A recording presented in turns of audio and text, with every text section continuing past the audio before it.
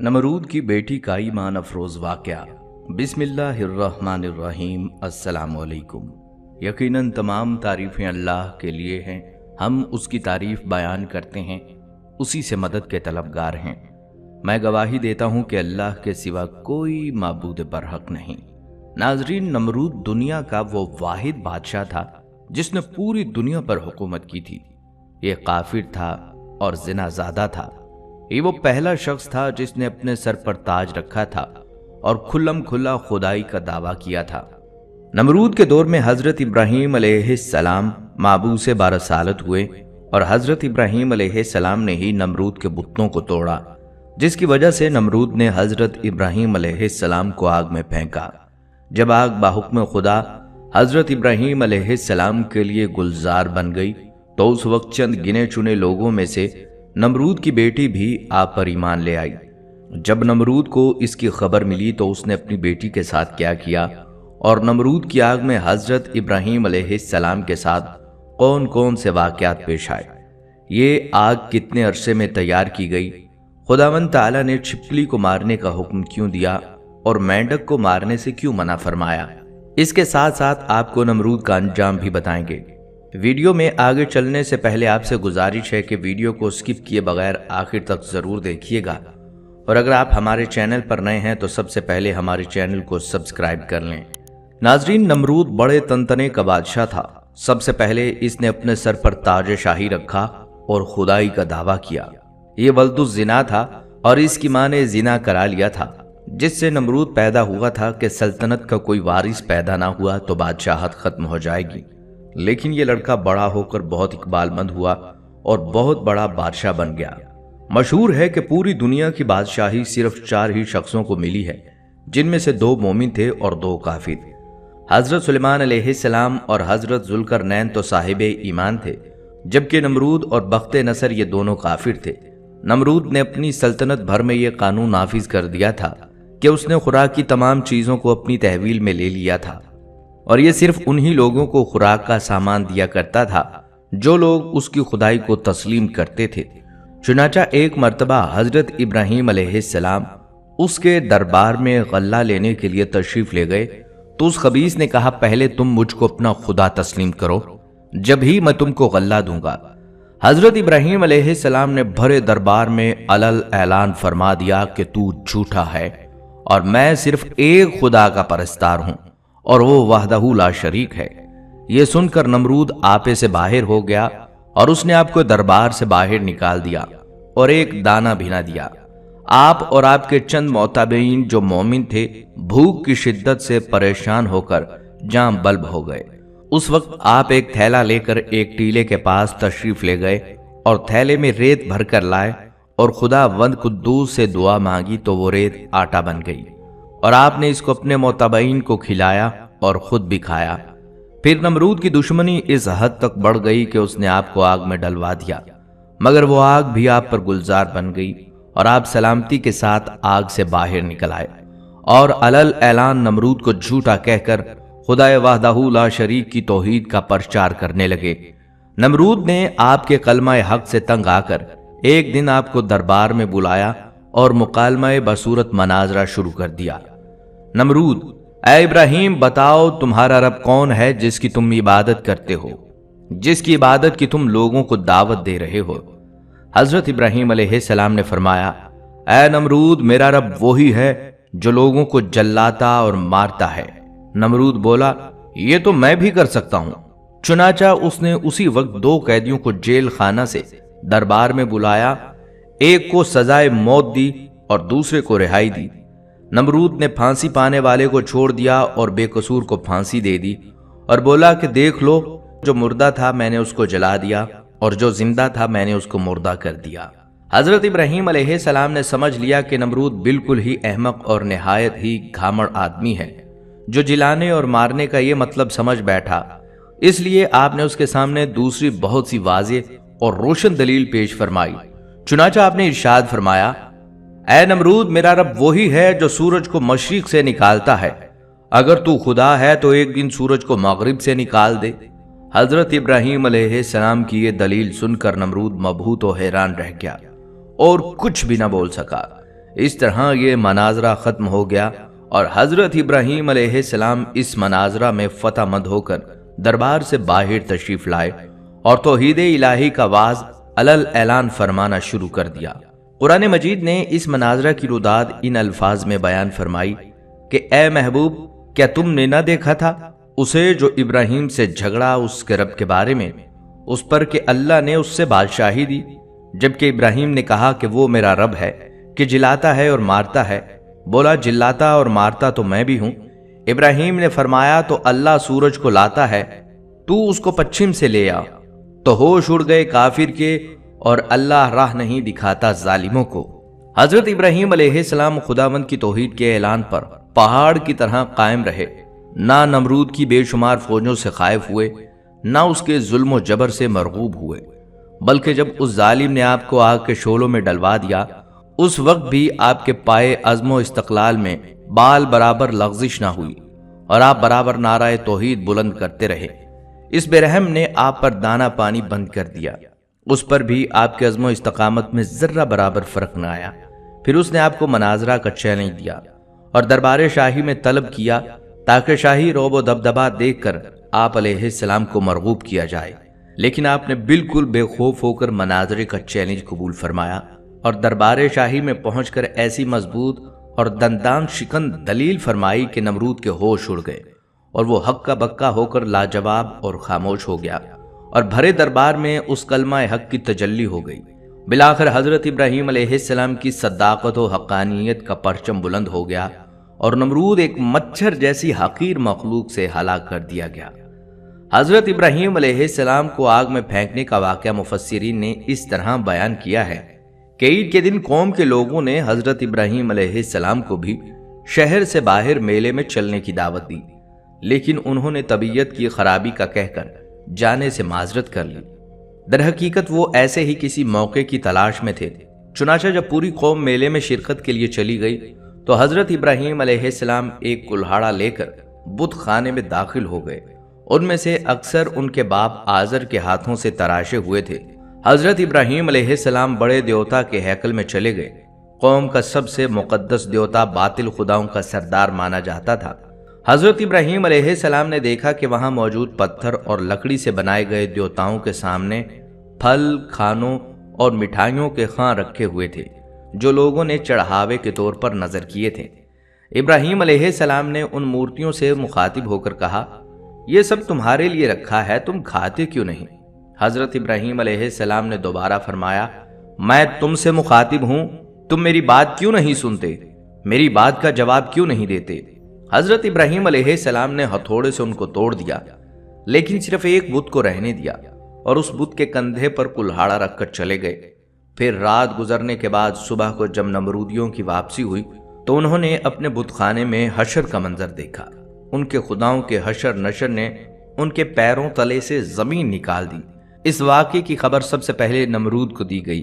نمرود نے کہا کہ جب کسی کو نہیں دیکھا گیا تو کیوں کر کسی کو سزا دی جائے؟ اس پر ان لوگوں نے جنہوں نے حضرت ابراہیم علیہ السلام کو یہ کہتے ہوئے سنا تھا، خدا کی قسم میں تمہارے بتوں کو ٹھیک کر دوں گا۔ نمرود سے کہا، یہ کام صرف ابراہیم کا ہے۔ نمرود نے کہا کہ میں صرف تمہارے کہنے پر سزا نہ دوں گا، ضرورت ہے کہ اس کو گرفتار کر کے برسر عام لایا جائے۔ چنانچہ اس نے ان کی گرفتاری کا حکم دے دیا اور حضرت ابراہیم علیہ السلام کو گرفتار کر کے نمرود کے دربار میں حاضر کیا گیا۔ دربار لوگوں سے کھچا کھچ بھرا ہوا تھا۔ حضرت ابراہیم علیہ السلام روب اور وقار کے ساتھ دربار میں داخل ہوئے اور شاہی پروٹوکول کو نظر انداز کرتے ہوئے نمرود کے سامنے جا کھڑے ہوئے۔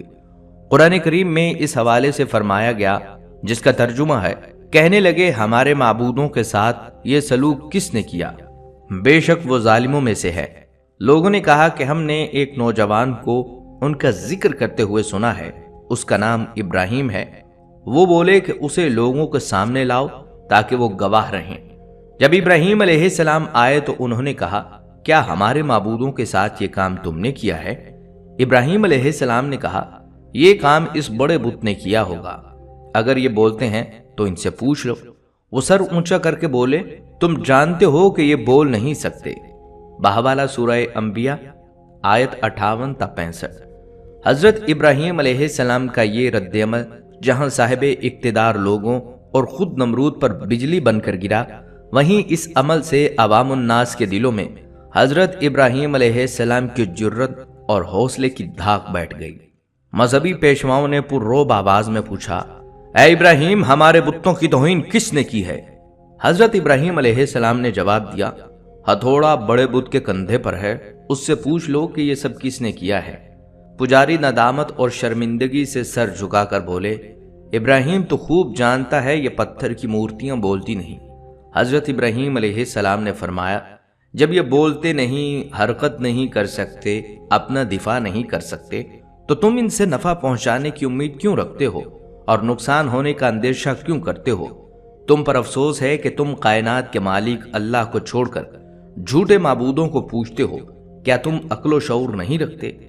حضرت ابراہیم علیہ السلام کی تقریر بت پرستوں کے عقائد پر ایسی کاری ضرب تھی کہ نمرود نے اپنی خود ساختہ خدائی کو زمین بوس ہوتے دیکھ لیا۔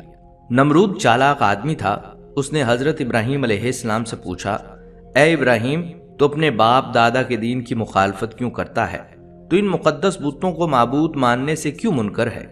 حضرت ابراہیم علیہ السلام نے فرمایا، اللہ تعالیٰ ساری کائنات کے تنہا مالک ہیں، ہم سب اس کی مخلوق ہیں۔ پتھروں اور لکڑیوں سے بنائے ہوئے بت خدا نہیں ہیں، یہ تو اپنی سلامتی اور حفاظت کے لیے بھی دوسروں کے محتاج ہیں۔ پرستش کے لائق وہ ہستی ہے جو کسی قسم کی احتیاج نہیں رکھتی اور تمام مخلوق اس کی محتاج ہے۔ یہ سن کر نمرود بولا، اگر میرے علاوہ کوئی رب ہے تو اس کا ایسا وصف بیان کر کہ جس کی قدرت مجھ میں نہ ہو۔ حضرت ابراہیم علیہ السلام نے فرمایا، میرا رب موت و حیات پر قادر ہے۔ نمرود بولا، زندگی اور موت تو میرے قبضہ قدرت میں بھی ہے۔ اس نے ایک قیدی کو جس کو سزائے موت کا حکم ہو چکا تھا جان بخشی کر دی اور دربار میں موجود ایک شخص کی گردن مار دینے کا حکم ثابت کر دیا۔ حضرت ابراہیم علیہ السلام نے نمرود سے کہا، کائنات کا ہر ذرہ میرے رب کا محتاج ہے۔ سورج اس کے حکم سے ہر روز مشرق سے نکلتا ہے اور مغرب میں ڈوب جاتا ہے، تو سورج کو مغرب سے نکال کر دکھا۔ مذہبی پیشواؤں اور بادشاہ کے عقائد کی تکذیب نے ایوان نمرود میں دراڑیں ڈال دی۔ ارباب اختیار نے شور و غوغا بلند کیا کہ ابراہیم ہمارے دیوتاؤں کی توہین کا مرتکب ہوا ہے اور باپ دادا کے مذہب کو جھٹلاتا ہے۔ اس کی سزا یہ ہے کہ اسے آگ میں پھینک دیا جائے۔ بتوں کو توڑنے کا عمل نمرود سمیت پوری قوم کے لیے ناقابل معافی جرم تھا، لہٰذا فیصلہ کیا گیا کہ حضرت ابراہیم علیہ السلام کو آگ میں ڈال دیا جائے تاکہ آئندہ کسی کو بتوں کی بے حرمتی کی ہمت نہ ہو۔ چنانچہ پوری قوم لکڑیاں جمع کرنے کے عمل میں مصروف ہو گئی، یہاں تک کہ اگر کوئی بیمار پڑ جاتا یا کسی کا کوئی کام نہ ہوتا تو وہ منت مانتا کہ اگر مجھے شفا ہو گئی یا میرا کام مکمل ہو گیا تو میں ابراہیم علیہ السلام کو جلانے کے لیے لکڑیوں کا گٹھا دوں گا۔ ایک مدت تک قوم لکڑیاں جمع کرتی رہی۔ جب لکڑیوں کا پہاڑ کھڑا ہو گیا تو ایک بہت گہری خندق کھودی گئی، لکڑیوں کے اس ڈھیر کو اس میں ڈالا گیا۔ عجائب القصص علامہ عبد الواحد بن محمد مفتی صفحہ نمبر 87 میں ہے کہ نمرود نے ان کو گرفتار کر کے ایک لوہے والے تنور میں بند کر دیا اور پھر اس میں آگ جلوا کر دی۔ کافی دیر کے بعد جب انہیں برآمد کیا تو وہ جیسے کہ تیسے تھے، یعنی ان کو کوئی گزند اس آگ سے نہ پہنچا۔ نمرود نے حکم دیا انہیں قید خانے میں بند کر دیا جائے اور ان کو ختم کرنے کا کوئی اور حل تلاش کیا جائے۔ چنانچہ انہیں ایک اور روایت کی بنیاد پر 40 دن اور ایک روایت کی بنا پر 7 سال قید میں رکھا اور اس دوران انہیں نذر آتش کرنے کا فیصلہ کیا۔ بروایت معرج نبوت نمرود نے بمقام کوسا جو کوفہ میں ہے ایک 4 دیواری تعمیر کروائی جس کی لمبائی 4 فرسخ اور چوڑائی 4 فرسخ تھی اور اس کی بلندی 100 گز تھی۔ بروایت روضۃ الصفا اس کی لمبائی 60 گز، چوڑائی 40 گز اور بلندی 20 گز تھی۔ جب 4 دیواری مکمل ہو گئی تو اس نے حکم دیا کہ اسے اچھی طرح جلنے والی لکڑیوں سے بھر دیا جائے، چنانچہ اسے لکڑیوں سے پر کر دیا گیا۔ ایک روایت میں ہے کہ یہ 4 دیواری 1 ماہ میں پر کی گئی اور چاروں طرف وہ جلنے لگی۔ جب اس کے شعلے بھڑکے تو انہوں نے میلوں یہ عالم پیدا کر دیا کہ کوئی قریب نہ جا سکتا تھا، کوئی پرندہ فضائے بالا تک اس کے اوپر سے نہ گزر سکتا تھا۔ تبری میں ہے کہ آگ کو بھڑکانے میں 2 سال لگ گئے تھے۔ اسی میں یہ بھی ہے کہ 4 دیواری کے باہر بھی لکڑیاں جمع کی گئی تھیں۔ آگ تو روشن کر دی گئی لیکن اب کوئی ایسا راستہ نہ تھا کہ حضرت ابراہیم علیہ السلام کو آگ میں ڈالا جا سکے، کیونکہ کوئی قریب جا نہیں سکتا تھا۔ لوگ اسی تردد اور مشورے میں تھے کہ شیطان نے انہیں منجنیق بنانے کا مشورہ دیا اور بنانے کی ترغیب بتائی۔ جب منجنیق تیار ہو گئی تو اس نے اس میں پہلے ایک بڑے پتھر کو رکھ کر پھینکا۔ جب تجربے نے بتا دیا کہ منجنیق ٹھیک بن گئی ہے اور کام ٹھیک کر رہی ہے تو حضرت ابراہیم علیہ السلام کے ہاتھ پاؤں باندھے گئے اور گلے میں بھی توق آہن ڈالا گیا، پھر منجنیق میں بٹھا کر انہیں پھینکا گیا۔ ایک روایت میں ہے کہ جب ہاتھ پاؤں باندھے گئے تو حضرت ابراہیم علیہ السلام نے بارگاہ خداوندی میں ہاتھ اٹھا کر یہ کہا، حسبنا اللہ و نعم الوکیل، ہمیں اللہ ہی کافی ہے اور وہ بہترین کارساز ہے۔ حضرت ابو ہریرہ رضی اللہ تعالیٰ عنہ سے مروی ہے کہ رسول اللہ صلی اللہ علیہ وسلم نے فرمایا، جب حضرت ابراہیم علیہ السلام کو آگ میں ڈالا گیا تو انہوں نے کہا، اے میرے اللہ، تو آسمان میں تنہا ہے اور زمین میں تیری عبادت کرنے والا تنہا ہے۔ ایک روایت میں ہے کہ اسی دوران میں آسمان کے معزز فرشتے بارگاہ خداوندی میں حاضر ہو کر عرض کرنے لگے کہ مالک، روئے زمین پر ایک ابراہیم ہے جو تیری وحدانیت کی تبلیغ کر رہے ہیں، اب انہیں بھی نذر آتش کیا جا رہا ہے، ہمارے مالک تو ان کو بچانے کے لیے ہم کو حکم دے دے۔ حکم ہوا، جاؤ، اگر ابراہیم تمہاری مدد قبول کریں تو بے شک تم ان کی امداد کرو۔ وہ فرشتے زمین پر نازل ہوئے اور حضرت ابراہیم علیہ السلام کی خدمت میں مدد کرنے کی خواہش کی۔ حضرت ابراہیم علیہ السلام نے امداد قبول کرنے سے انکار کر دیا۔ پھر وہ فرشتے آئے جو ہوا اور پانی پر متعین ہیں۔ فرشتہ ہوا نے کہا، آپ کہیں تو ہم آندھی کے ذریعے اس آگ کو منتشر کر دیں۔ آپ نے فرمایا، میں موقع امتحان میں ہوں، مجھے تمہاری امداد کی ضرورت نہیں۔ پھر پانی والا فرشتہ آگے بڑھا اور اس نے بھی کہا، اگر آپ کہیں تو پانی برسا کر آگ کو بجھا دوں۔ ارشاد ہوا، ضرورت نہیں ہے۔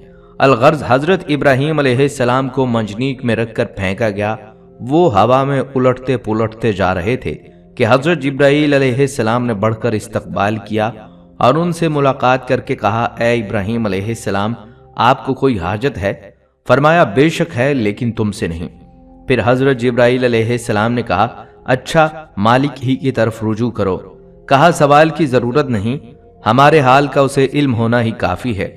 مختصر یہ کہ حضرت ابراہیم علیہ السلام بھڑکتے ہوئے شعلوں میں پہنچے، پھر نیچے کی طرف جا کر آگ کے درمیان وارد ہوئے۔ فرمان باری تعالیٰ آگ کو پہنچ چکا تھا، اے آگ سلامتی کے ساتھ ابراہیم کے لیے ٹھنڈی ہو جا۔ آگ گلزار بنی، پھولوں کی کثرت ہوئی۔ صدیقہ بیان ہے کہ فرشتوں نے حضرت ابراہیم علیہ السلام کو زمین پر بٹھا دیا اور ان کے بیٹھتے ہی ان کے قریب چشمہ جاری ہو گیا، گلاب اور نرجس کے پھول کھل گئے۔ ایک روایت میں ہے کہ حضرت ابراہیم علیہ السلام جو ہی وسط آگ میں پہنچے، حضرت جبرائیل علیہ السلام نے فوراً بلول کا ایک درخت بچھا کر اس پر انہیں بٹھایا۔ ان کے تخت پر بیٹھتے ہی چشمہ آب جاری ہوا اور ارد گرد پھولوں کے درخت نمایاں ہو گئے۔ ایک روایت میں ہے کہ جلی ہوئی لکڑیوں کے باقی حصے کو جلنے سے روک دیا گیا۔ ایک روایت میں ہے کہ جلی ہوئی لکڑیوں کے باقی حصے کو جو جلنے سے رہ گیا تھا اسے جبرائیل علیہ السلام نے زمین میں نصب کر دیا اور اس سے ہرے بھرے درخت پیدا ہو گئے جن میں تازہ پھل لگے ہوئے تھے۔ اسی دوران میں نمرود نے اپنے مینار پر جا کر حضرت ابراہیم علیہ السلام کی طرف جو نگاہ کی تو انہیں جنت نما گلزار میں بیٹھا ہوا دیکھا۔ اسے خیال تھا کہ وہ جل بھن کر راکھ بن گئے ہوں گے۔ جب اس نے انہیں اس حال میں دیکھا تو بہت حیران ہوا اور اس کے دل میں یہ خیال پیدا ہوا کہ آپ کو یہ آگ نہیں جلا سکی اور آپ صحیح سالم برآمد ہوں گے تو لازماً میرے لیے اور زیادہ خطرناک ثابت ہوں گے۔ یہی کچھ سوچ کر اس نے اپنے کارندوں کو حکم دیا کہ منجنیق کے ذریعے ابراہیم پر پتھر پھینکے جائیں۔ چنانچہ وہ بڑے پتھر اس میں رکھ کر پھینکے گئے۔ وہ پتھر باروایت عجائب القصص صفحہ نمبر 88 ایک مقام پر ہوا میں جمع ہو گئے اور بحکم خدا بادلوں کی صورت اختیار کر کے برسنے لگے، جس کے نتیجے میں اس حصے کے علاوہ جو گلزار بنا ہوا تھا، جس قدر بھی آگ اس طویل چار دیواری میں تھی، سب بجھ گئی۔ علامہ مسجد تحریر فرماتے ہیں کہ دنیا میں سب سے پہلے جو منجنیق بنائی گئی وہ وہی تھی جس میں رکھ کر حضرت ابراہیم علیہ السلام کو آگ میں ڈالا گیا۔ یہ منجنیق مقام کوسہ میں جو کوفہ کے ایک گاؤں کنزار میں واقع ہے، شیطان کے ہاتھوں بنی تھی۔ انہوں نے حیات القلوب کے صفحہ نمبر 90 میں تحریر فرمایا ہے کہ حضرت ابراہیم علیہ السلام کو جب ہاتھ پاؤں باندھ کر منجنیق میں رکھا تو ان کا چچا آزر جو حکومت نمرود کا وزیر تھا، حضرت ابراہیم علیہ السلام کے پاس آیا اور ان کے رخ مبارک پر ایک تماشا مار کر کہا، اب بھی اپنی حرکت سے باز آ جا اور نمرود کی خدائی کو تسلیم کر لے۔ حضرت ابراہیم علیہ السلام نے فرمایا کہ جو خدا ہے خدائی اسی کی تسلیم کی جائے گی اور اسی کی تسلیم شدہ ہے، یہ نہ خدا ہے نہ اس کی خدائی مانی جا سکتی ہے۔ ایک حدیث میں ہے کہ جب حضرت ابراہیم علیہ السلام کے لیے آگ ٹھنڈی ہوئی تو اس کا اثر 3 دن تک دنیا کی تمام آگ پر رہا اور آگ میں ٹھنڈک پیدا ہو گئی۔ علماء کرام فرماتے ہیں اگر اللہ تعالیٰ ٹھنڈی کے ساتھ سلامتی والی نہ کہتا تو آگ کی ٹھنڈک حضرت ابراہیم علیہ السلام کے لیے ناقابل برداشت ہوتی۔ بہرحال یہ ایک بہت بڑا معجزہ ہے جو آسمان سے باتیں کرتی ہوئی دہکتی بھڑکتی آگ کے گلو گلزار بن جانے کی صورت میں حضرت ابراہیم علیہ السلام کے لیے اللہ کی مشیت سے ظاہر ہوا، اور اس طرح اللہ نے اپنے نبی کو مشرکین کی شیطانی سازشوں سے محفوظ فرمایا۔ علامہ ابن کثیر رحمۃ اللہ علیہ قصص الانبیاء میں تحریر کرتے ہیں کہ ابن عباس اور سعید بن مصعب سے مروی ہے کہ جس وقت حضرت ابراہیم علیہ السلام کو آگ کے سپرد کیا جا رہا تھا اس وقت بارش برسانے والا فرشتہ سخت اضطراب اور پریشانی کے عالم میں کہہ رہا تھا کہ کب مجھے حکم ملے گا کہ میں موسلا دھار بارش برساؤں، لیکن اللہ کا حکم اس کی سوچ سے بھی زیادہ برق رفتار تھا اور اللہ نے خود ہی آگ کو حکم فرما دیا۔ ان نازک لمحات میں حضرت جبرائیل علیہ السلام ان کے ساتھ تھے اور آپ علیہ السلام کی جبینیں اطہر یعنی پیشانی سے پسینہ پونچھ رہے تھے۔ اس پسینے کے علاوہ کوئی اور تکلیف آپ کو نہیں پہنچی۔ حضرت کعب بن احبار رضی اللہ تعالیٰ عنہ فرماتے ہیں کہ جس روز حضرت ابراہیم علیہ السلام کو آتش نمرود کے سپرد کیا گیا اس روز آگ سے تپش و گرمائش ختم کر دی گئی تھی، جس کی بنا پر نہ لوگوں کے چولہے گرم ہو سکے اور نہ ہی آگ سے کوئی کام لیا جا سکا۔ حضرت کعب نے مزید فرمایا کہ اس روز آگ نے حضرت ابراہیم علیہ السلام سے بندھی ہوئی رسی کے علاوہ کچھ اور نہ جلایا۔ حضرت صدی رحمۃ اللہ علیہ فرماتے ہیں کہ حضرت ابراہیم علیہ السلام کے ساتھ سایہ کرنے والا فرشتہ بھی تھا اور 1 میل تک سایہ ٹھنڈک اور سلامتی تھی اور سرسبز باغ گل و گلزار بن گیا تھا، جبکہ آس پاس آگ اپنے شعلوں اور شراروں کے ساتھ بھڑک رہی تھی اور لوگ حضرت ابراہیم علیہ السلام کی طرف دیکھ رہے تھے۔ حضرت ابو ہریرہ رضی اللہ تعالیٰ عنہ سے مروی ہے کہ حضرت ابراہیم علیہ السلام کے والد کے کہے کلمات میں سے سب سے اچھے کلمات وہ ہیں جو آزر نے اپنے بیٹے کو آگ کے اندر اس حالت میں دیکھتے وقت کہے، جس کا ترجمہ ہے، اے ابراہیم تیرا پروردگار بہترین پروردگار ہے۔ ابن اساکر رحمۃ اللہ علیہ حضرت اقرمہ رضی اللہ تعالیٰ عنہ سے روایت کرتے ہیں کہ حضرت ابراہیم علیہ السلام کی والدہ نے جب اپنے لخت جگر کو گلو گلزار میں مطمئن دیکھا تو پکارا، اے میرے بیٹے میں بھی تیرے پاس آنا چاہتی ہوں، اللہ سے دعا کر کے تیرے ارد گرد کی آگ کی حرارت سے مجھے نجات دے۔ تو حضرت ابراہیم علیہ السلام نے عرض کیا، جی اماں۔ پھر آپ کی والدہ حضرت ابراہیم علیہ السلام کی جانب چلیں اور آگ نے انہیں کچھ نہ کہا، پھر بیٹے کے پاس پہنچ کر بیٹے کو گلے سے لگایا اور بوسہ دے کر واپس لوٹ آئیں۔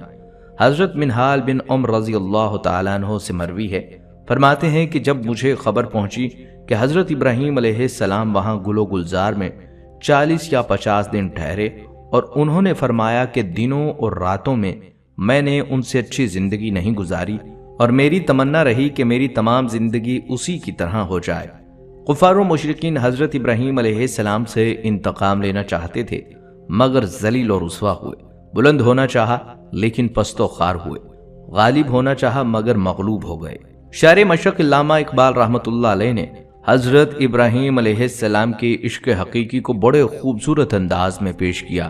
فرماتے ہیں، بے خطر قود پڑا آتش نمرود میں عشق، عقل ہے محو تماشائے لبے بام ابھی۔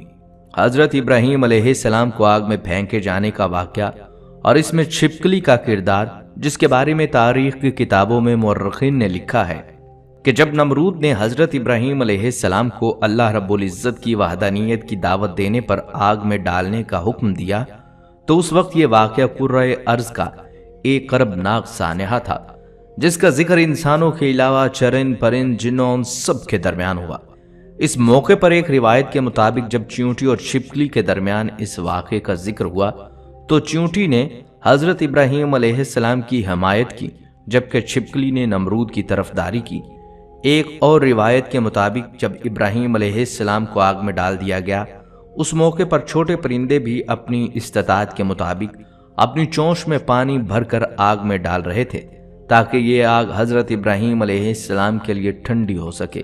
اسی موقع پر یہی چھپکلی تھی جو اس آگ کو اپنی پھونکوں سے مزید بھڑکانے کی کوشش کر رہی تھی۔ ایک اور روایت کے مطابق ایک بار ایک صحابی فتیح بن مغیرہ رضی اللہ تعالیٰ عنہ کی آزاد کردہ ایک غلام عورت جب بی بی عائشہ رضی اللہ تعالیٰ عنہ کے گھر آ گئیں تو انہوں نے وہاں ایک نیزہ پڑا ہوا دیکھا۔ انہوں نے بی بی عائشہ رضی اللہ تعالیٰ عنہ سے دریافت کیا اس کا کیا مقصد ہے، تو انہوں نے جواب دیا یہ چھپکلی کو مارنے کے لیے ہے، کیونکہ حضور صلی اللہ علیہ وسلم نے بتایا ہے کہ جب سارے جانور حضرت ابراہیم علیہ السلام کو بچانے کی کوشش کر رہے تھے تب یہ چھپکلی واحد جانور تھی جس نے اس آگ کو بھڑکانے کی کوشش کی تھی۔ حضرت فاقہ بن مغیرہ کی آزاد کردہ لونڈی صاحبہ سے روایت ہے کہ سیدہ عائشہ صدیقہ کے پاس ایک نیزہ ہوا کرتا تھا۔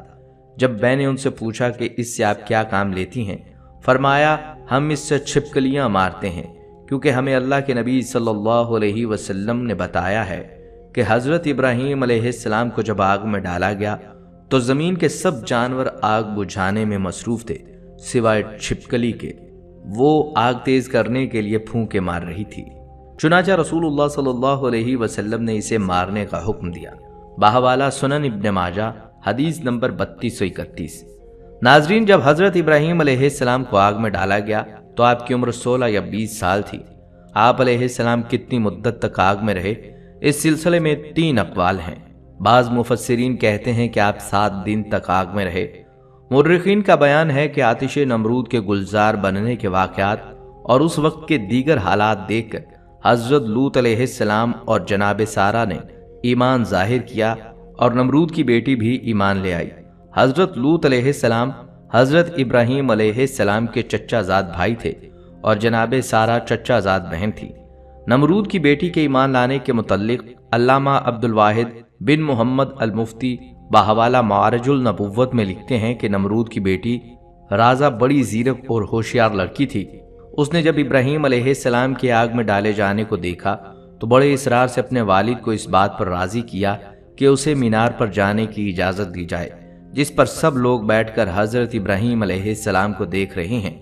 چنانچہ نمرود نے اجازت دے دی اور وہ اس مینار پر جا پہنچے۔ وہاں پہنچ کر اس نے حالات دیکھے۔ اسے یہ دیکھ کر بڑا تعجب ہوا کہ آگ گلزار بن گئی اور بلور کا تخت ان کے لیے لایا گیا ہے۔ اس نے بے ساختہ آواز دی، اے ابراہیم، میں یہ کیا دیکھ رہی ہوں؟ اے ابراہیم، یہ حالات کیوں کر پیدا ہوئے؟ خدا نے اس کی آواز حضرت ابراہیم علیہ السلام تک پہنچا دی۔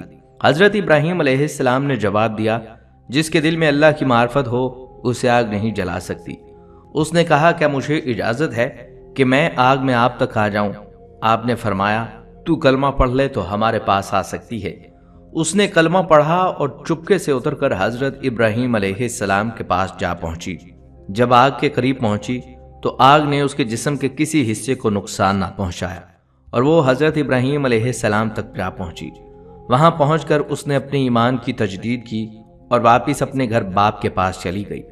نمرود کو جب اپنی بیٹی کے ایمان لانے کا واقعہ معلوم ہوا تو وہ آگ بگولا ہو گیا اور اپنی بیٹی سے کہنے لگا کہ توبہ کر۔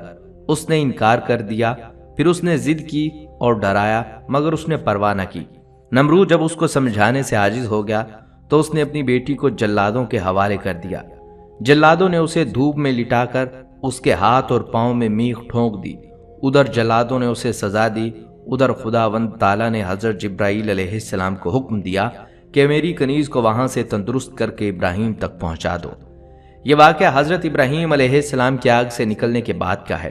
حضرت جبرائیل علیہ السلام نے نمرود کی بیٹی رازہ کو حضرت ابراہیم علیہ السلام کی خدمت میں پہنچا دیا۔ چنانچہ وہ انہی کے پاس رہی۔ چنانچہ انہوں نے اس کی شادی اپنے ایک فرزند مدین کے ساتھ کر دی، جو کہ سارہ اور ہاجرہ کے علاوہ کتورہ بیوی سے تھا، اور پھر خدا نے اسے یہ عزت دی کہ اس کے سلسلہ رحم میں بہت سے انبیاء کو پیدا کیا۔ بے شک یہ دین اسلام کا حسن ہے کہ جو بھی اس کی آغوش میں آ گیا اس کی دنیا اور آخرت دونوں سنور گئی۔ ناظرین، یہ تھی ہماری آج کی ویڈیو۔ ہم امید کرتے ہیں کہ آپ کو یہ ویڈیو پسند آئی ہوگی۔ اگر آپ کو یہ ویڈیو پسند آئی ہے تو آپ سے گزارش کرتے ہیں کہ ہمارے چینل کو سبسکرائب کر لیں اور اپنی قیمتی رائے کا اظہار کمنٹس میں ضرور کریں۔ کمنٹس میں آپ اپنے سوالات بھی ہم تک پہنچا سکتے ہیں۔ اللہ تعالیٰ آپ کو اپنی حفظ و امان میں رکھے، آمین۔